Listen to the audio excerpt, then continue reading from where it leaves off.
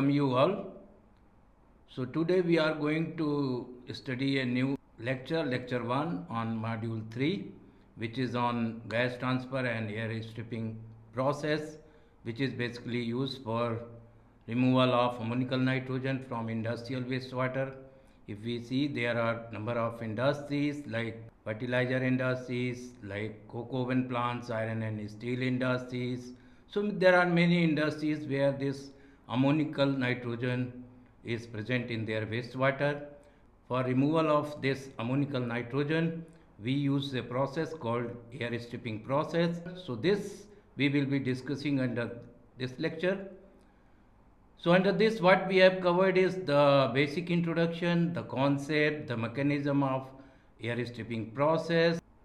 Then we will be discussing about the Henry's law, which is basic concept behind the air stripping process. Then we will be learning about the various factors which affects the stripping efficiency.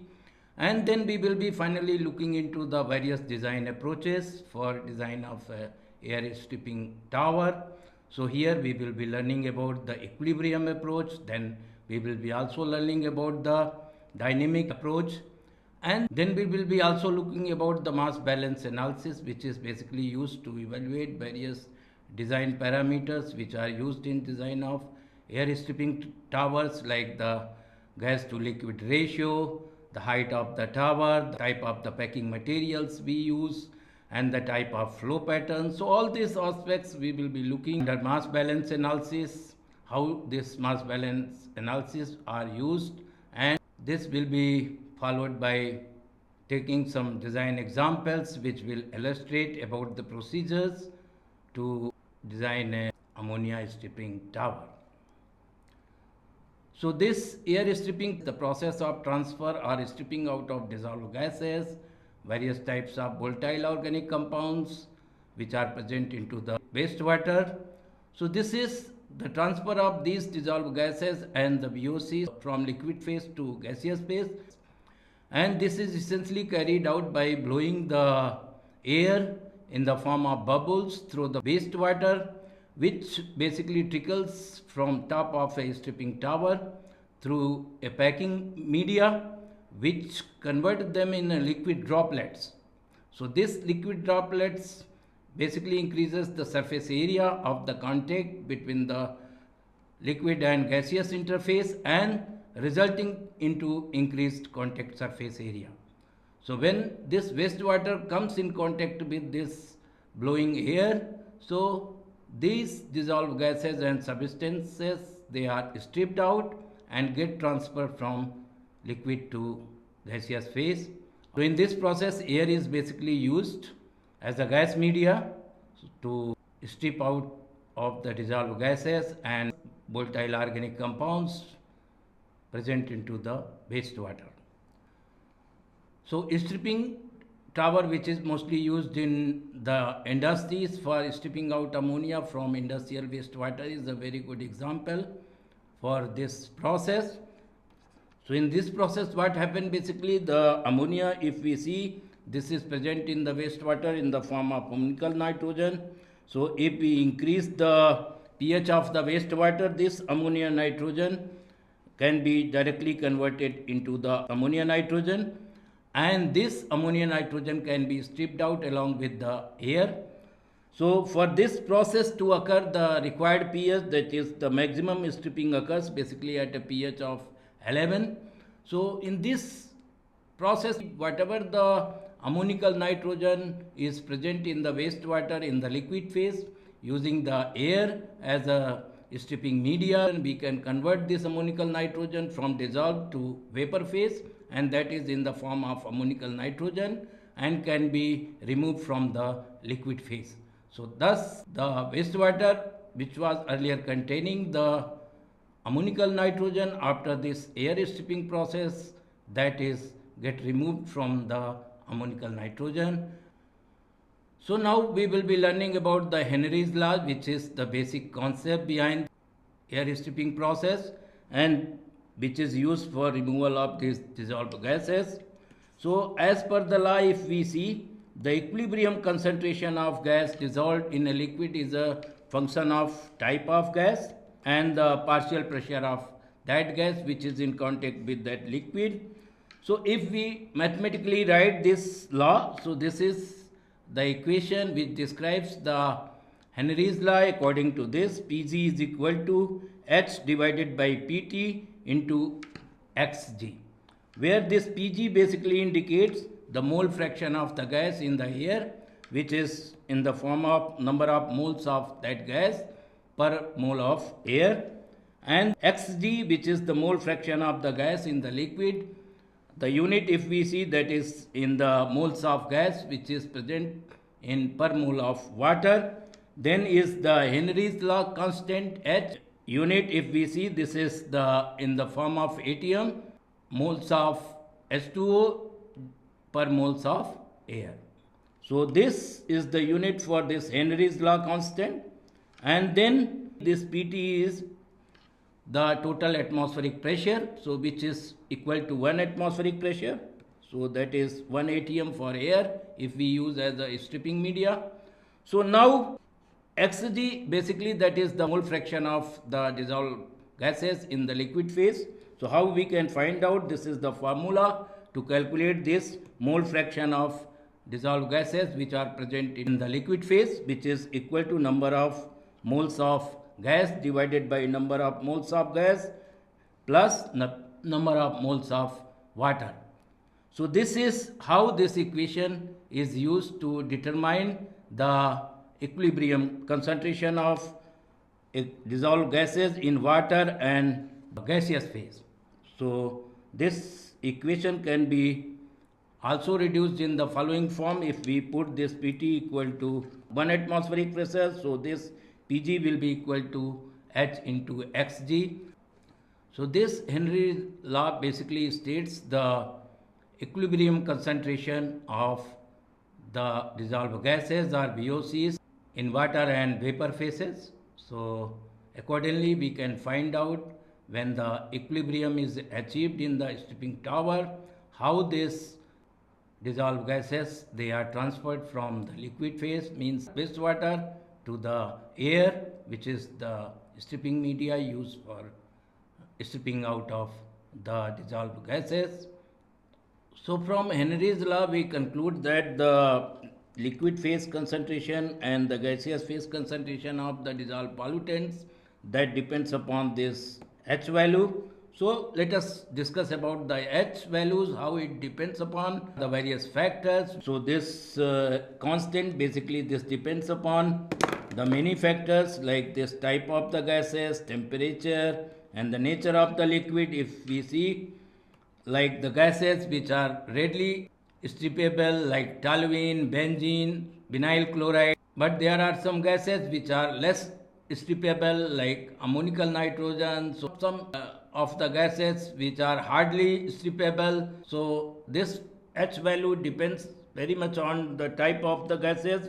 If we see this table, so for different gases you can see the carbon dioxide, carbon monoxide, chlorine, so number of gases, and these are the values of the Henry's law constant. So you can see the values differs significantly for different types of gases depending upon the nature of the gases which are strippable. So this depends upon the basically the nature of the gases. So this H values for different types of gases we can adopt from this table.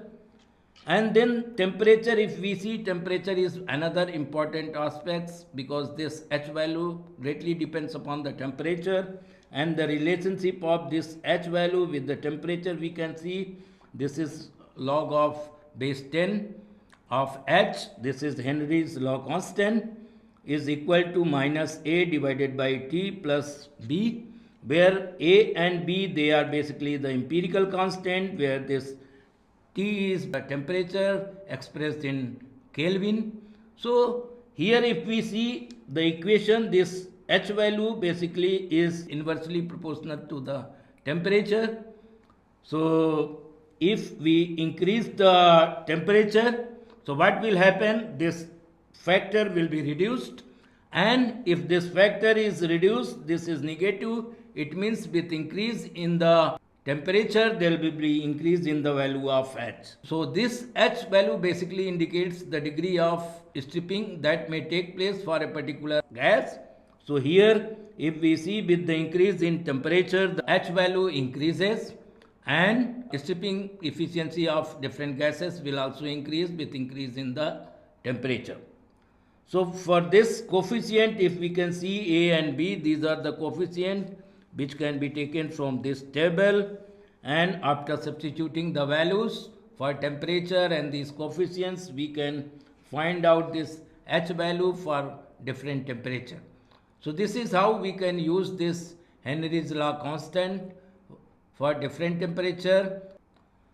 So then let us see what are the limitations which are associated with the Henry's law. So the basic limitations that when the gas present in the solution reacts with the gases, so there is a chemical reaction happens. So in that case, this Henry's law is not applicable. Second, the major aspects, that is under the extremely high pressure, we cannot use this Henry's law. So these are the basic limitations. And then let us learn about the air stripping process. This is basically the schematic view of the stripping tower. If we see, this is the polluted water which is present in storage tanks. So from this storage tanks we have a pump which will pump out this wastewater through this pipeline. So here it will be sprayed over the packing materials. So this polluted water contains number of dissolved gases, volatile organic compounds. So when this is sprayed over the packing media, the water basically is made to trickle down through this packing media. So when it trickles down, it converts into the liquid droplets and its surface area increases, and from the bottom if we see, this is the air blower through which the air is blown from in a counter current direction to the flow of the water. So they meet each other when they come in contact with the liquid. So what happens? There is a transfer of dissolved substances, dissolved VOCs from water to gaseous phase, and along with the gases they rise to the top of the tower, and from the top of the tower there is again outlet and vent pipe through which the gas is collected and cleaned and then is discharged into the atmosphere. So this is the gas and air collectors, and then this is a complete air stripping tower. Here if we see, this is water sprayed over the packing media through different mechanism, and these are the packing media which may be made of the plastic pipes and synthetic materials. If you see, the water after trickling down through this packing media, that will come out of the tower through this outlet pipe, and it will be basically get removed from those compounds which are dissolved into the water, and thus here we will get a clean water. So this basically is a different component of the air stripping tower, how the process takes place, how the dissolved substances or the VOCs which are present into the polluted wastewater, when it comes in contact with this moving air, how they are removed, how this gas transfer phenomena takes place. So this is an example of the different components which are used in design of the stripping tower.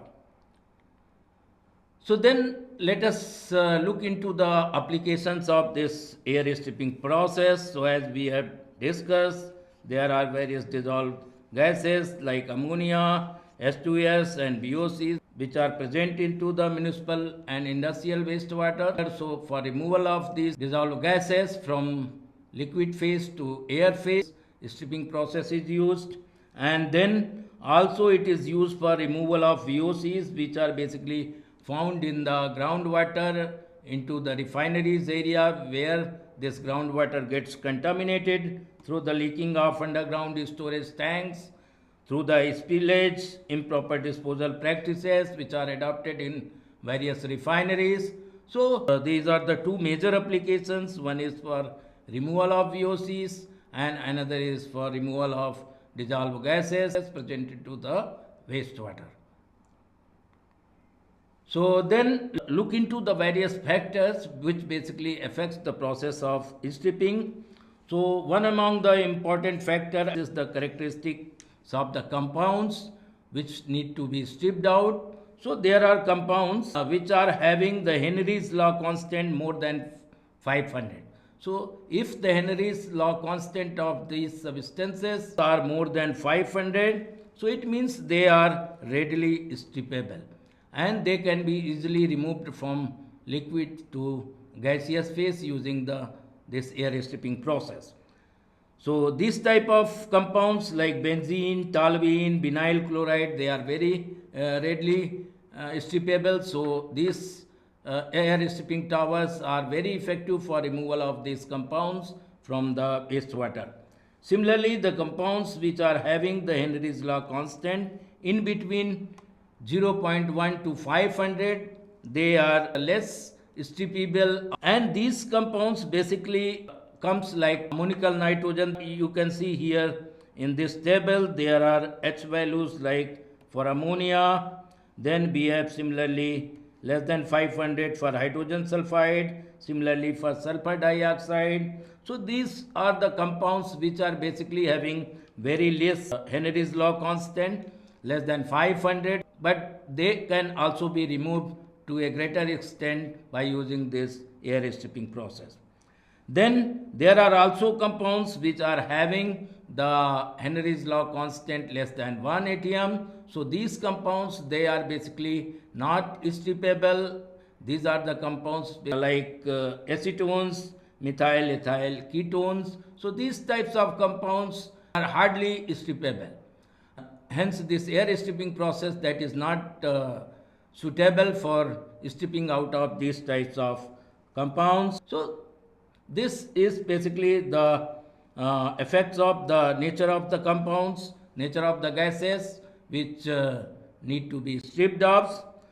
Then similarly the air stripping efficiency also depends upon the type of the contractor and the number of stages which are required for this air stripping process. So if we see, there are packed bed towers, there are tray towers. So number of towers, different types of tower, different configuration. The packed bed towers, mostly they are having more efficient than the tray towers. And then similarly, if we see the number of stages, if we increase in a contractor, then the stripping efficiency can be increased. And similarly, the stripping efficiency also depends upon the type of the packing in a stripping tower. So that is also two types like random packing and then the structured packing. So these different types of packing also affects the process of stripping. And if we see the structured packing having the honeycombed structures, they are most efficient compared to the randomly packed or dumped packing that is adopted during installation of these towers. Then we can also see these physical features and the dimensions of the stripping tower, which are basically we have to work out using the mass balance analysis of the air stripping process. Then we can see finally the nature of the liquid, the nature of the wastewater, like its pH, its solubility also greatly affects the air stripping process. Like for example, if we see the pH, like ammonia, if we design ammonia strippers, so this stripping process, the maximum efficiency of ammonia removal that occurs at a very alkaline pH, which is equal to around 10.5 to 11. So this is how the nature of the liquid also affects the air stripping process. And then you see here, these are different types of towers, air strippers we have. Like if we see, this is packed column strippers and this is the tray towers.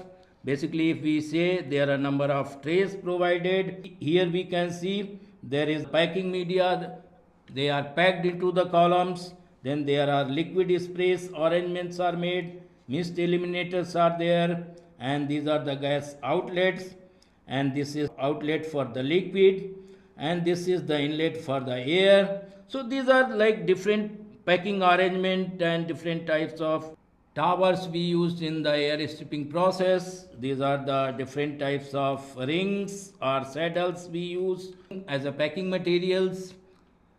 Then you see this is the packing materials. Here we see that they are basically of size 1 to 2 inches of nominal size, referred to as rings or saddles.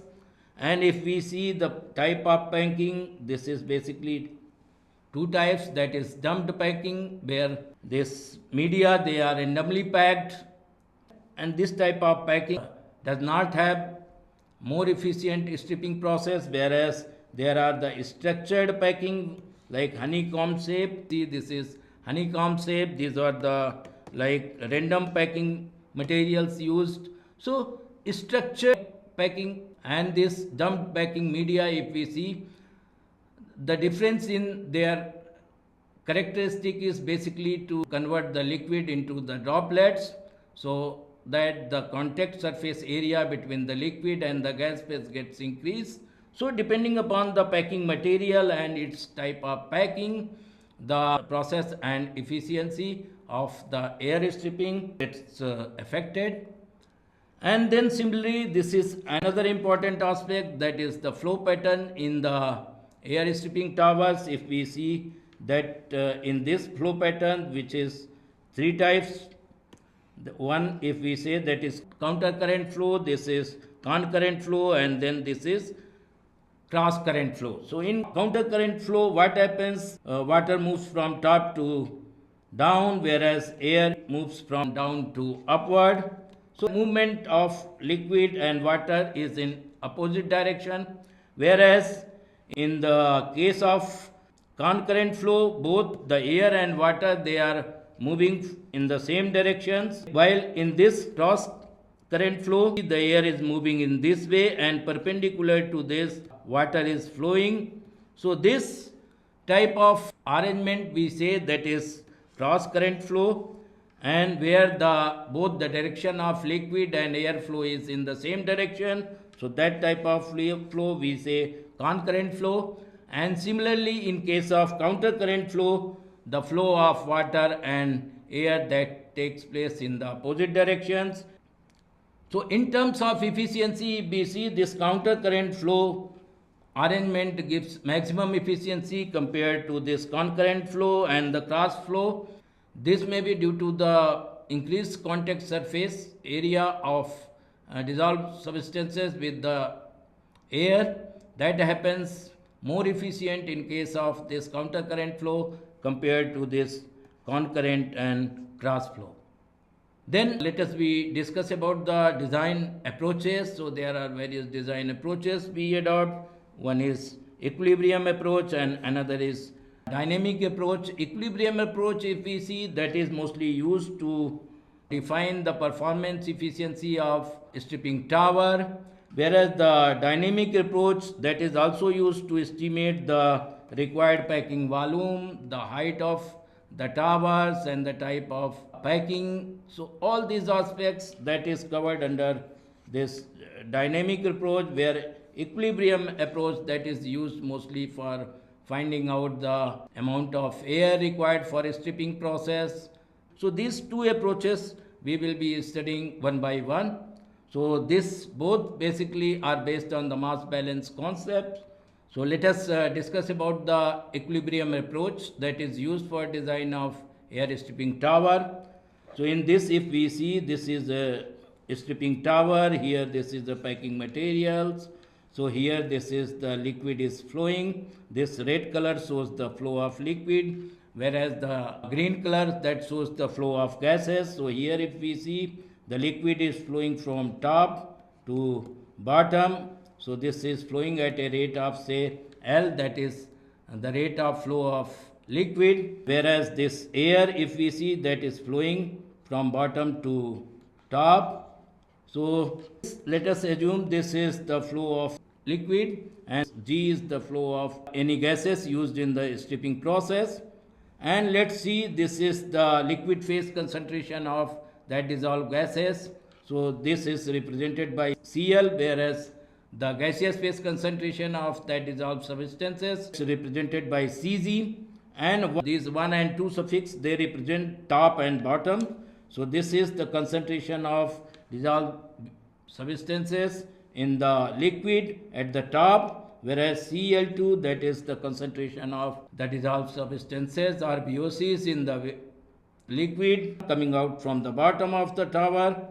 And similarly, G is the gas flow rate, and Cg2 is the concentration of dissolved gases in the air phase or the stripping media used in the design towers at the bottom, where this Cg1, that represent basically the amount of that dissolved substances present into the stripping gases, that is the air we use. So these are the different representation, that is G is basically the gas flow rate, L is the water flow rate, and then Cg1 and 2, Gl1 and 2, they basically represent the respective flow of water and stripping gases which are used in the design of air stripping tower. So if we have this equilibrium approach, then how this mass balance analysis can be used to find out the G by L ratio, like the amount of air required per unit volume of the wastewater if we have to find out. So let us see the mass balance analysis in the column. So whatever the mass of the VOCs that will be removed from the water, that should be accumulated into the gaseous phase. So if we calculate the mass of the VOCs removed from the water, and if this L is the flow rate of liquid, Cl1 and Cl2 is the respective concentration of the dissolved gases in the liquid phase at top and bottom, Cl1 minus Cl2, that basically will give you the amount of VOCs that are removed from the water. And if we multiply with the flow rate, it will be giving the total mass of VOC that is removed from the water. And similarly, the mass of the VOCs that are added into the gaseous phase, that we can find out by multiplying the gas flow rate from the difference of the concentration from top and bottom of VOCs in the gaseous phase. So this, if we do the balancing, we can get the amount of air that is required per unit volume of the wastewater.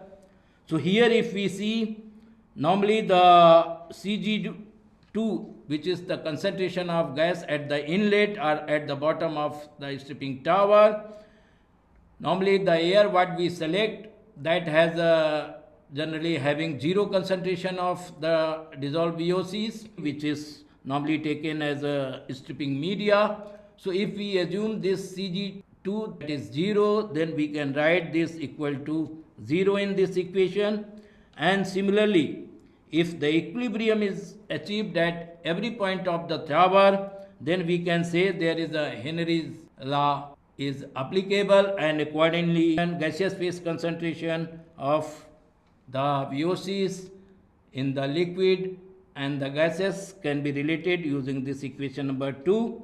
So here from this equation we can see this Cg is equal to Hc into Cl, where Hc is the Henry's law constant and Cl is the liquid phase concentration of VOCs.